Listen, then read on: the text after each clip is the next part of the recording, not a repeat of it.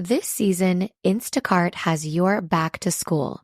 As in, they've got your back to school lunch favorites like snack packs and fresh fruit. And they've got your back to school supplies like backpacks, binders, and pencils. And they've got your back when your kid casually tells you they have a huge school project due tomorrow. Let's face it, we were all that kid. So first, call your parents to say I'm sorry, and then download the Instacart app to get delivery in as fast as 30 minutes all school year long. Get a $0 delivery fee with your first 3 orders while supplies last. Minimum $10 an order. Additional terms apply. We acknowledge the traditional owners of country throughout Australia and recognise their continuing connection to land, waters and culture. We pay our respects to their elders past, present and emerging. Welcome to This Song Is Yours, a music podcast where we chat to a new guest each week, talk about their life and creative endeavours, and talk to them about some of the music they love. Our show works by chatting to our guests about music, but also getting them to make you a playlist of the songs they love. You can find the link to our playlist in the show notes. Welcome to episode 110. I'm your host, Simon Fink. Our guest today is ROMderful. The soul-based British musician and producer recently released his second studio record, Please Reconnect Controller. In today's episode, we're speaking with Rom about the new record, working with artists across Asia, and the production technique of the Neptunes. Here we go. Our guest today is an incredible musician and producer from Birmingham in the UK. He's now based in Seoul, South Korea, and has recently released his gorgeous second studio record, entitled Please Reconnect Controller. Please welcome to This Song Is Yours, Rommel Donald, aka ROMderful. Hello. Hey, thank you for having me on the show. My absolute pleasure. Thank you for being on the show. Thank you. We have you on the show today for your brand new record, which is called Please. I want to say it correctly because there is a question mark, and so is it Please Connect Controller? Like the whole album's just a very kind of big, like, you decide how you feel at the end kind of thing. So I call it Please Reconnect Controller, kind of like, do you want to reconnect your controller, or do you want to keep living in the game world? You know, that's completely up to you. I like the fact that you've allowed the ability to have that question mark at the end and to make it allowed to be interpreted however which way the people want it. Definitely. I found it was just more fun that way. Like, I feel like a lot of albums just kind of like play through now, and like they can be whatever, you know, they can be a really short album, they could be a long album, they could just be an album full of songs trying to be hits. But like mine was just like, you decide how you feel. It is it's a gorgeous record, and I have to say, like, there's something about, and this is not disparaging any other previous guests, whatever else that we've had, I think there's always something really magical about music that subverts your expectations and that kind of takes you out of like a safe place almost, and makes you really kind of stand up and listen to what's going on. And I very much got that with this album. Thank you so much. That means a lot. No, of course. It what was it? I think one of the main examples was with Aliens at the start, where it kind of like comes in and then when the volume fades out but then comes back in. I honestly thought that my speakers had broken for a second, and then when I realized that it was the production, I was like, okay, this is very cool. This is awesome. For you, what makes production, like what makes interesting production for you? For me, I'm just like, for a lot of people who do know my production and just the way I talk about music, I'm really, really into like chords, and especially like a lot of, I wouldn't say entirely complex drum work, but kind of like complex drum work in a way that like the instruments themselves can tell a story before I've even started to like sing anything. For the most people that know my background mainly is that I'm a producer and instrumentalist. I only started making my own songs like around a year or two ago, so it hasn't been that long. Just because I felt like I could add an additional layer to like the story that I was always trying to tell my instruments. So that's what it is to me, for sure. When you first kind of came to your own music, what was the approach of, I guess, were you thinking like there's something that I want to say or something that I want to get out? Or was it just that I can, you know what, I've done this previously, I can do this in my own kind of fashion? I think it's more like I'm so used to producing for other people when I'm in the studio with other people, and you know, sometimes they're writing lyrics or they're trying to write melodies, and you know, they don't really know what to do sometimes, and they feel like they want some help, and they'll be like, "Oh, do you have any ideas?" And I'll be like, "Yeah, I do actually." Yeah, I did like, you know, I'd go and cut like a random demo or like just stack some harmonies for somebody, or you know, write a melody for somebody, write a little word, a little sentence, sorry. And then it got to the point where like people were like, "Oh, you should maybe try doing that. Like, you're pretty good." And I was like, "Really?" I just thought I was, you know, just lending a hand, like trying to help you out. And then it was during like coronavirus times, during everybody's lockdown, where I just kind of really sat down, and then, you know, I started making these videos of me like just, you know, clothing myself 50 times and just randomly singing and stuff like that. I was like, let's just see how well these are perceived. And those just started to randomly blow up, and I was like, oh, I guess people do like that. I was like, maybe I should see how well I can do if I drop like a random project or something. It wasn't until I did that Windows XP song, the Message Me one, where I was like, oh, so I can literally make a song about Windows XP and then go pretty incredibly viral from that. And I was like, well, I can really do what I want here. I can really make my own universe, and as long as I'm being true to myself, it seems to do pretty well. Then Ice Cream Clones came out, and then that was kind of when I was like, I think I'm just gonna like just fully go into the just being a producer artist, whereas, you know, I can just be either side of the penny. Like, I can be the producer, I can be the singer, or I can just do both. And so far, it's made my journey like way more fun than just making beats for people, which I actually really do enjoy. I'm not the best singer in the world, but I feel like I have the most unique idea for my own beats, because like I'm there when I'm making them. I know what the idea is. I know what I would have heard on my beats vocally in my head before I've given it to somebody else. So I feel like that gives me the chance to just kind of experiment with my sound a lot more. And I feel like this, compared to my last projects, does sound very, very more like unique, very, very more kind of like full. And yeah. That's a very solid answer. As you mentioned, like there's the Windows XP song, and this album touches on gaming quite a bit. Have you found that you are able to kind of carve your own niche in terms of, even like 10, 15 years ago, I feel like music about gaming might have come across as somewhat of a novelty, but I feel like these days that is just completely gone, that it is, it's almost like a genre of music itself now. Yeah, I actually really do enjoy that, because I feel like before, like, I was always kind of labeled as like an R&B producer or something like that, and I feel like I always had to stick in this category of just making kind of R&B-ish music.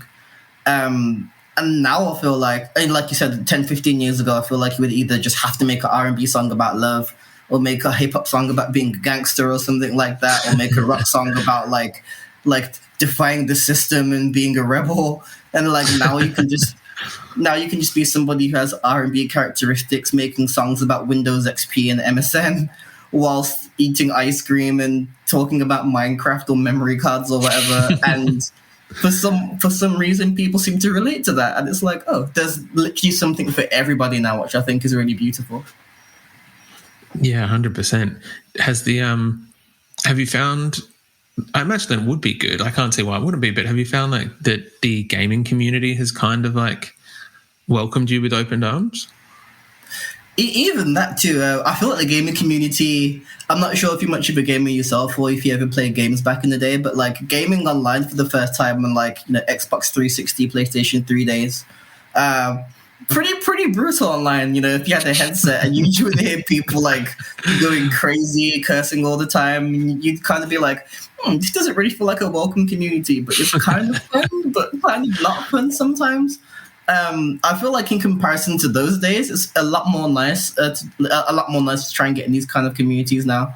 I feel like I've even just established like a small community within my own fan base of people who just like retro video games. Like I have fans that message me all the time on Twitter or Instagram, and we just geek over GameCube games or PlayStation 2 games.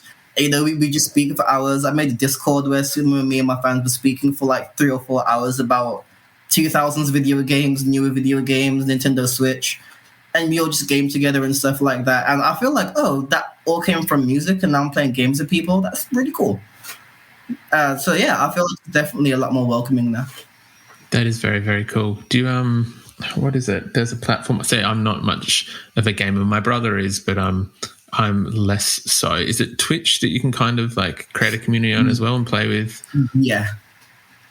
Are you across that one? I was on Twitch last year for about like half a year, but like it was mainly music related. So I'd go on Twitch and, you know, just make beats, answer people's questions whilst I was making music, and just, you know, just do a bunch of random things. Like I'd be like, drop me a random sample in the Discord and I'll see what I can make of it. Like that kind of thing for like 2 hours every 2 or 3 days or so. I'd come on for like 2 or 3 hours and just, yeah, make music, show unreleased ideas. There was even some really, really early versions of the songs on my album that I showed at some point where I was just like, oh, I had this idea. It's only drums and chords at the moment. Don't really know how to expand on it, but I probably will at some point. I still remember one of those beats being Skydive, actually. Like, it was just a really, really basic version with the drums and the chords, and everyone was like, this one has to make the album. Then I remember like 3 months later, I came onto Twitch and people were like, are you still going to use that Skydive song? And I'm like, I don't know how to use this. Like, this song is too busy. I don't think it's going to work for anybody. And then I remember like everyone was asking me like, please tell me you've used that beat on the album. I was like, oh no, I don't think I am. And then the album comes out and I'm like, yeah, well, I got Fante on it. It's pretty cool. So just little things like that, just sharing little secrets and having fun. Twitch is great. That's very cool. I have heard very good things about it, and that it is like a more friendly, I guess, community, and that it can be used for bands and artists. But yeah, I'm not very good at games. I didn't pick that skill up. Unfortunately, that's okay. I feel like I lost the skill personally. I used to be really good at games, but now I just kind of play it for like visual enjoyment or social enjoyment, but like not because I'm good at them. That's probably much better approach. Yeah. The new album has quite a few collaborations or like guest stars on there, and it is a varied list. We've got Matt Martians from the internet. Yeah. I think we've got Stephen from Australia.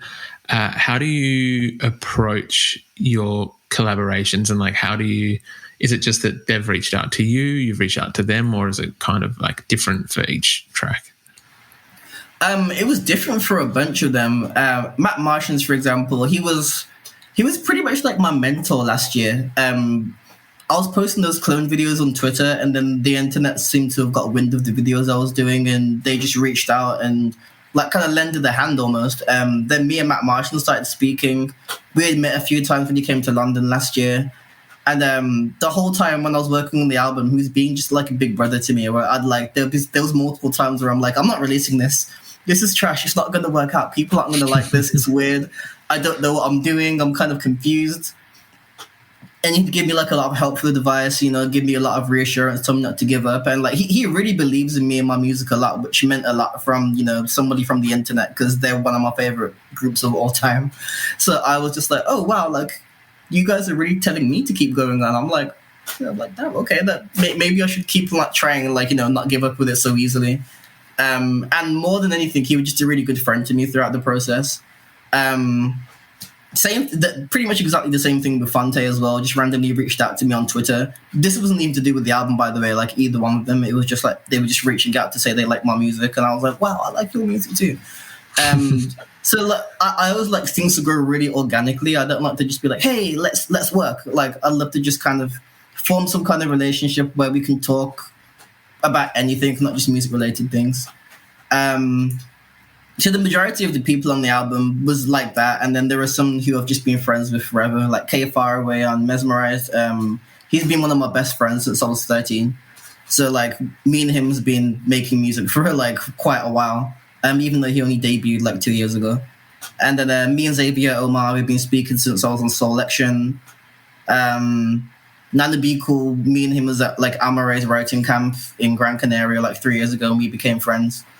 So just stuff like that. Pyra, I didn't know who she was until my manager introduced me to her and her management. And then after they introduced us, then we just started speaking on our own and we formed our own relationship. But we do talk on a pretty regular basis, and she's really cool. Same with Stephen, actually. Like, I actually didn't know who Stephen was until maybe the middle of last year, maybe the end of last year or something. My manager's like, I made this one track, and I was like, I'm not sure who this is for, but like, I don't feel like I have to be entirely on this one. I feel like I need someone else to be the main on this one, and I'm going to be the background to them. And he was like, have you heard of this guy called Stephen? And I'm like, never heard of him. So he connects us on like email and Instagram and stuff like that. Then I follow Stephen on Instagram. He's like, oh my God, I've been a fan of you for like 6 years. And then I was like, oh. I was like, hey. I was like, yeah, my manager just told me about you and you're really cool. And then like, I sent him the track, we started speaking. And now me and Stephen just send each other memes in the DMs all the time. And we just always laughing at the same stupid things. And I'm just really, really big on like growing organic relationships to make music. I don't really like the, hey, you guys should make music. You guys sound good together. And then there's just nothing between us. Because then the music becomes like really inauthentic. I just want it to like feel as natural as possible. Like as if we had a good relationship before the song became a song or whatever. And after the song is a song. So yeah, that's pretty much how all my collaborations have always worked ever since I started collaborating with people in general. I think there's something to be said for making that connection before you collaborate and actually having like a foundation to build on, because your wedding will be one of the happiest days of your life, and Blue Nile can help you celebrate it with a gift that'll last a lifetime. Whether you're looking for wedding bands, a gift for your partner, or an unforgettable thank you to your bridesmaids, Blue Nile offers a wide assortment of jewelry of the highest quality at the best price. Plus, expert guidance to ensure you find the perfect piece. Experience the convenience of shopping Blue Nile, the original online jeweler since 1999, at BlueNile.com. BlueNile.com. My dad works in B2B marketing. He came by my school for career day and said he was a big ROAS man. Then he told everyone how much he loved calculating his return on ad spend. My friends still laugh at me to this day. Not everyone gets B2B, but with LinkedIn, you'll be able to reach people who do. Get a $100 credit on your next ad campaign. Go to linkedin.com/results to claim your credit. That's linkedin.com/results. Terms and conditions apply. LinkedIn, the place to be, to be. Like using your album as an example, all of those songs do sound organic in the sense of nothing sounds forced. It does sound like it works. What's the word? That like all the artists that are involved in a certain track are kind of meant to be there. There's nothing that feels like it's just been like cut and paste or inserted in randomly, which is really cool. There's a few other guests on the artist, I think. I'm going to say, and I might mispronounce them, so I apologize. Actually, for those who are listening to the podcast, you are originally, I've got it here, you're originally from Birmingham in the UK, but at the moment you're based in South Korea. I am, yes. Yes. There's a few artists and collaborations on the album that are from like the Asia region, including Syrup and Ramen Girl. I might be mispronouncing that second one. That's right. Have you like found collaborators while you've been in South Korea, and was there like an importance to you to be able to possibly bridge artists that the Western world might not know with some artists that are in those regions? That's pretty much why I moved out here, actually. From when I first came to Korea in 2016, and at the time, I wasn't aware of anything to do with the music out in Asia at all. So then when, a lot of people in Korea or in the Asian music scene, they know about an artist called Dean, which his team were the one who brought me out to Korea for the first time, like his group. And at the time, I had no idea who Dean was. So I'm going to Korea, then I'm meeting like him, and I'm meeting Tableau from Epic High. and like all of like these big Korean artists, and I have no idea who any of these people are. So they're like they're taking selfies with me and posting me on Instagram and stuff, and I'm having like all of these crazy amounts of people hit me up saying like, wow, you're on Tableau's Instagram, how do you know him, how do you know Dean? I'm like, who? I was like, those dudes who picked me up from the airport. I was like, yeah, they're really nice. I was like, they're cool. And people like, do you know how famous they are? I'm like, are they? I was like, we're just eating chicken on the floor together. Like, we're just chilling. Like, they're just really cool. And then because of that, like, that gave me a lot of traction in Asia from like meeting a lot of these people and like making music with them. Especially when I made a song with Dean for my last album, that got me a lot of recognition in Korea to the point where I could pretty much work with a lot of people out here. Then after that, I met Crush and CK, DPR Live, and like just a bunch of like really big Korean acts. And then that gave me an interest in the Korean underground scene, in which I've just been working with different artists like every other week since I've been in Korea. So I've got like loads of different singles and EPs coming up with like a lot of artists from Korea, a lot of artists from Japan, some from the Philippines, some from Taiwan. And it's just kind of crazy that like I can just make music enough to be heard in all these different areas of the world to where different artists want to work with me, even if the song isn't in English. I just think that's really cool. Like, even for example, like my first time, like you said, getting really, really popular in Japan was just, I produced 3 songs for Syrup. And then one of those songs went number 1 on the charts in Japan. And then like it was on a Peugeot ad and it was on like a YouTube Premium ad. And I was like, oh, this song's really, really blowing up. And it got like over 1.7 million in like 2 or 3 weeks on YouTube. And I was like, wow, this is really, really cool. Then I'm having my friends from the UK and America hit me up like, yo, that Syrup guy, I have no idea what he's saying, but his music's really cool. and then the same with me collaborating with like Korean artists when I did a song with Punchnello and Woogie. And I did that background harmonies for a guy called Loco on AOMG. And again, people were like, oh, this sounds really beautiful. I don't know what they're saying, but I like the vibe. And I just think that's really cool that like people who never listen to like music out in Asia in general are now going to like look for these people and listen to their music on their own. And I'm like, I'm happy I could be the one that kind of introduced, vice versa.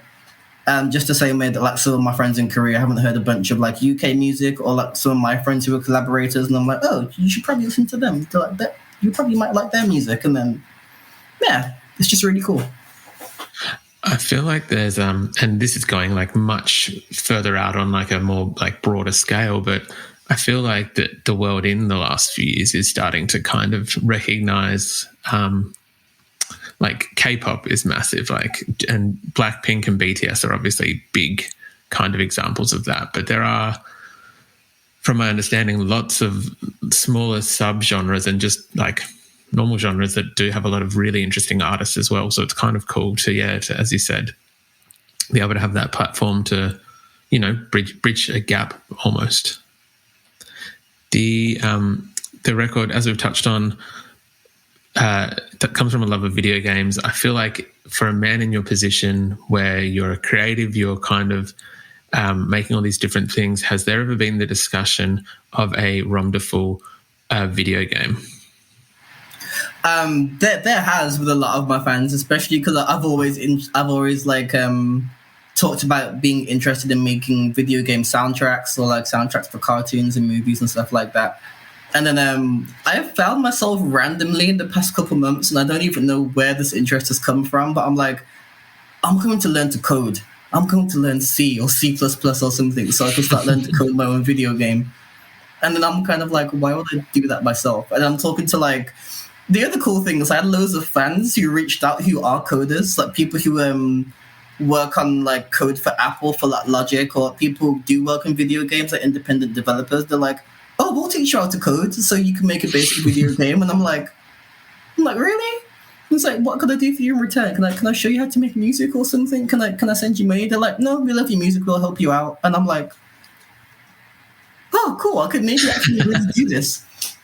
Until I realized how long it takes you to actually learn how to code. And I'm like, okay, I'm probably not going to achieve that one by myself.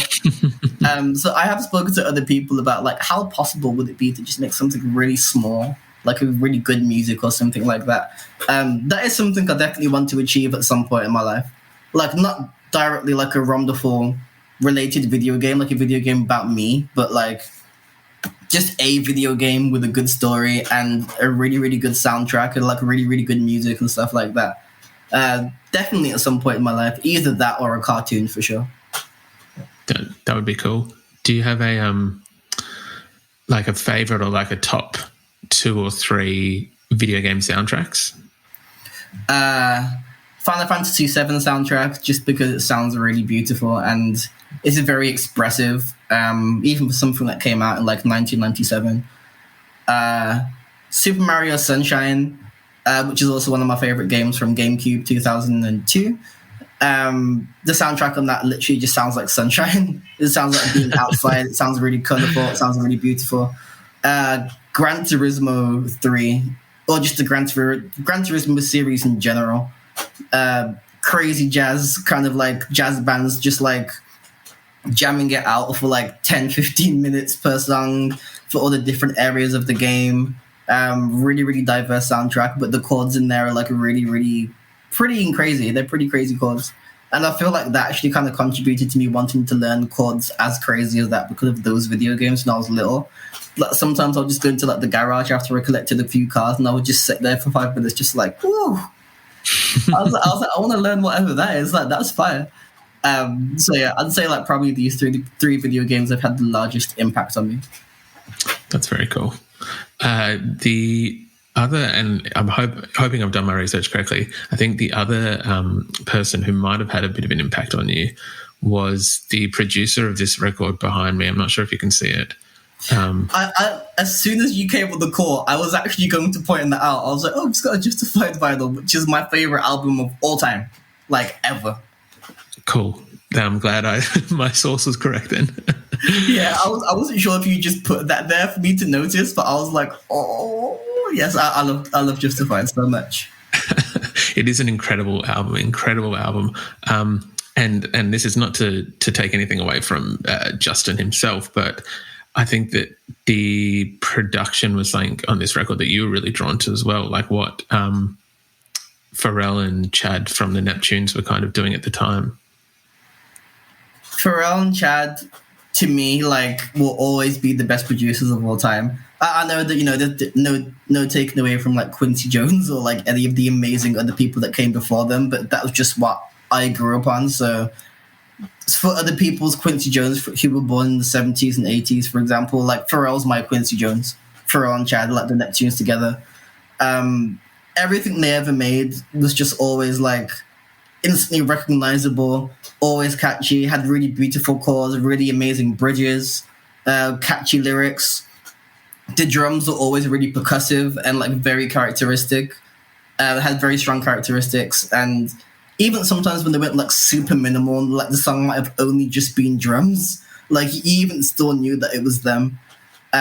Justified, when I heard that for the first time, I remember when like I Love You was on MTV like 60 times a day, like every day for like a year, and Rocky Body, and I was always just like, it's crazy how I can tell these two songs are produced by the same people, but yet they sound so different, yet they sound so similar, and I don't know what it is. And then I remember when NERD came out, and I always used to remember sitting there as a kid saying like, oh, this guy from NERD looks like that Pharrell dude who's always in like Justin Timberlake's music videos. Like, don't they look the same? Like, maybe they're brothers. And then I found out that Pharrell was like the same guy in both bands and Chad. And I actually never knew that when I was little. I thought they were like two separate people that just looked alike. And then when NERD came out, and I was like, oh, you guys can now go make like a completely different thing to the Neptunes and still kind of keep it very similar, but also very, very unique on its own. That's just amazing to me, like how you can just do everything. That they can make hip-hop, R&B, they can make a rock band, they can make, well, Pharrell can make the soundtrack to like Despicable Me, or like all of these kinds of things. Like, that's just insane to me. It is an incredible talent. I feel like, yeah, the early to mid 2000s is like almost most of like the top 10 for like 5 to 6 years were all Neptune like songs. Like, as you said, the drums I think was the most distinctive part of any of their songs. You could always tell that it was a Neptunes track by the drums. Yeah, for sure. I definitely agree with that. Rom, usually we would ask, I guess, what they're currently listening to. Is there anything at the moment that's really kind of taken your fancy? So for anybody that knows me, I am also a massive Tyler, the Creator fan. Obviously somebody is kind of like a birth child of Pharrell also, which you can kind of hear in his music. But Tyler, the Creator's newest album, Call Me If You Get Lost, I really, really do love that album. What else have I been listening to? Sonic's new album is coming out. Is it already out now? I'm not even sure, but like I know their new single came out last week and that was very, very fire. I think it's out today. I think it's, yeah. Damn, well, I got something new to listen to today then, so I will definitely be recommending that, I'm sure. What else has there been? This one's like really, really random because the kind of music that I make and I listen to, this one always throws a lot of people off, but I'm a massive like Griselda fan. Like, you know, like Benny the Butcher, Conway the Machine, West Side Gun. I know their music's like kind of like aggressive, like really kind of like, you know, talking about doing stuff in the 80s, but I'm kind of like, there's just something about it. It just sounds really cool, and I've just always been into their music since they came out. So they dropped new projects this year, which are really, really fire as well. Other than that, I've just been like going around listening to like a lot of music in Korea. Like there's this artist called Summer Soul who I'll start to work with. She dropped an EP recently, and her music sounds really, really cool. She's got a really unique voice, and I think she sounds really cool. My friend K Faraway, who was on the second track of my album, he dropped his first debut like full-length project this year, and I produced the whole thing. But I think for him, it was just really cool to see him come out of his comfort zone, and that makes me really proud of it. So I was really happy to listen to that like quite a few times. What else is there? There has been more.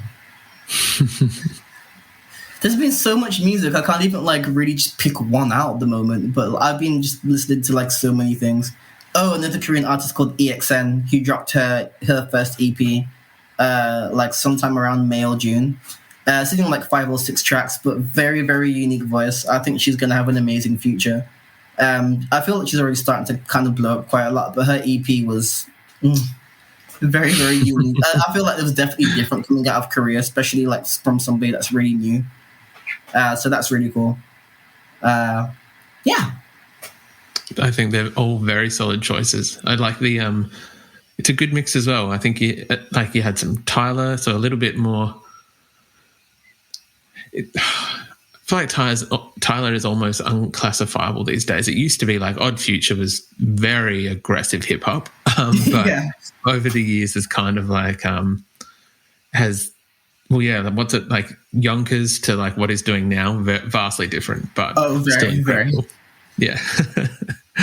Rom, thank you very much for coming onto the podcast. I do appreciate it, and congratulations again on Please Reconnect Controller. Thank you so much.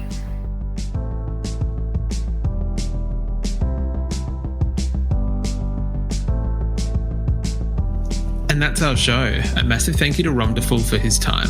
Please Reconnect Controller is out now, and we've left links in the show notes if you'd like to stream the record.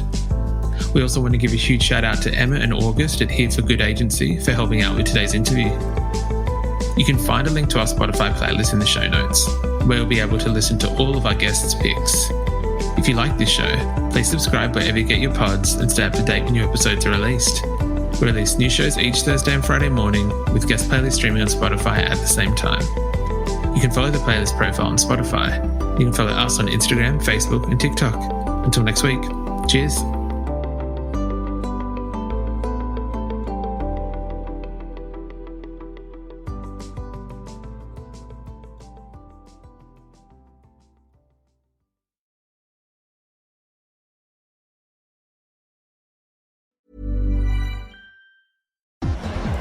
I just had a few drinks. I'm only driving home.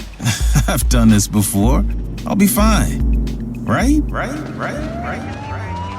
Driving high or drunk is a selfish choice that puts all of us at risk. Plan for a sober ride share, or Metro.